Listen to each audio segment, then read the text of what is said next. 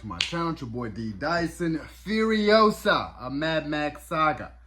I have to say, it was a pretty entertaining movie. I don't know why it's bombing at the box office from this whole weekend. Maybe a lot of people have a lot of things they're doing, traveling, or they just don't want to go to the movies to watch Furiosa. I believe, like I said, this movie is highly entertaining. Highly. The action, the story in itself, well written, everything. Like this is, George Miller did his thing, from the way it is shot, the VFX, all of it. And a special shout out to Chris Hemsworth as he nails this role as Dementis. And you find out who Dementis is because he's not like Joe from Fury Road. But you get a origin story of Furiosa, of why Furiosa became and how she became Furiosa. And it's from nonstop. You're telling yourself, this is dope. And then you get to see the wasteland and how everything is as far as the wasteland. Like, you got 3 different places that you kind of find out, especially, it's like they're not all at war, but they can be. And then here you show the politics of the wasteland with the Citadel, where Morton Joe is. You got Bullet Town and you got Gas Town. So I was just kind of like, and Dementis is just that rebel that just, was, I'm on the road, this is my clan, this is my gang, and we do it all. So I tell myself, for how Dementis came about and who he is, it's very, very entertaining. Like, this man, wordsmith, he uses his words, like, very educated, because he has like a historian with him. Everything about this movie is a must-see movie. And I'm so hurt that the fact that the movie's bombing, like, it's just bombing out, and I had to look at why it's bombing, but it's highly entertaining.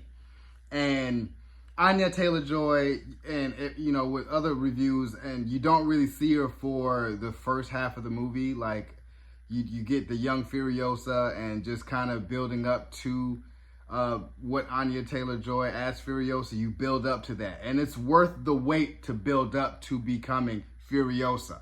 And you just could tell she was just a badass and, a savage just as a kid. Like, she just knew her mom was, like, she was well trained and well taught from her mom, like, what to do and just surviving in the wasteland. And I would have loved to explore where she comes from. Like, she comes from, quote unquote, abundance, and it's like, and everything just kind of takes a turn when she gets kidnapped, and then she just got brought to Dementis, and it's been crazy ever since. So you see the vengeance and just how she is, and basically how Furiosa is completely. But I don't know, and this is a spoiler, when she drew that map on her arm, was that the arm that she got ripped off. So I was telling myself, and hence is why she uses a prosthetic robot arm. But everything about this movie, I was just like, Chris Hemsworth was just mwah as a villain. Very witty, very kooky, very crazy, psychopathic, very torturous, sick, demented, like Dementis. And he loves to be like, yeah, I hate for them to see dark Dementis. And we got to see it. Like, we seen the torture methods that he do when he took over Gas Town, and he ran it the way he wanted to run it. And then it turns into everyone wants to, blame me. And now he's at war with Joe because he's been wanting to take over the Citadel. When he tried, he failed. So it was like, you got to see everyone's plot, but I love the fact that Dementis was just a A1 villain in this. Like, I can put him in here as top 20 villains of all time almost, and I was telling myself, I'm like, he just was no prisoners, I don't care, I have it my way, and people are gonna follow me, they're gonna ride with me, I don't care. And I was just like, man, his ultimate goal was to rule all of Wasteland. And I'm like, he could have really did it, but he was crazy. He was really crazy. And just exhausted all his resources in a sense. And I love the fact that when Furiosa was really becoming who she is with the black paint, and and having her train, because they never told who the guy was that trained her, but she kind of started really falling for him, like a quick love story.